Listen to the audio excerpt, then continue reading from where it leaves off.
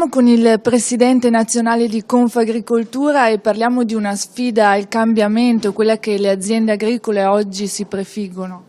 Certo, in un mondo che è cambiato completamente, in un mondo che deve accettare le sfide globali in termini di internazionalizzazione, di efficienza, di competitività, anche le organizzazioni si devono interrogare su come essere ancora di più a fianco dei propri associati. Per questo le discussioni sono proprio come anche le organizzazioni di rappresentanza devono cambiare il proprio modello di servizi, il proprio modello di rappresentanza, diventando esse stesse capaci di promuovere le innovazioni che servono alle aziende per legarsi al treno della competitività, ma anche del grande appeal che nel mondo ha il Made in Italy.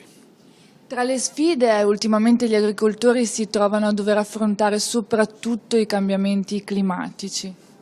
Certamente questo purtroppo è un tema di questi giorni, proprio in questa area assistiamo a quelle che vengono definite bombe d'acqua, ovvero eventi meteorici che mettono a dura prova la capacità delle produzioni agricole. Occorre quindi inevitabilmente investire sull'efficienza del territorio, sull'efficacia della rete scolante, in una visione per cui è meglio, come sempre si dice, prevenire che non trovarsi a lavorare successivamente. Noi pensiamo che da qui si possa ripartire anche per un intervento a livello nazionale che faccia ripartire l'economia. Oggi l'Assemblea dei soci di Confagricoltura, quali consigli o comunque le linee guida da dare alle aziende agricole?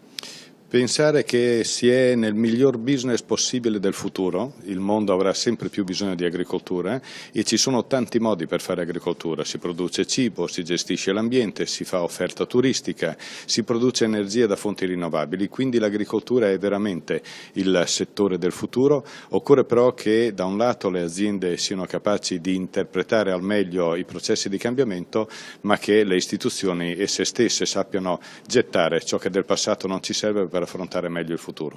Qual è infatti l'appello alla nuova politica?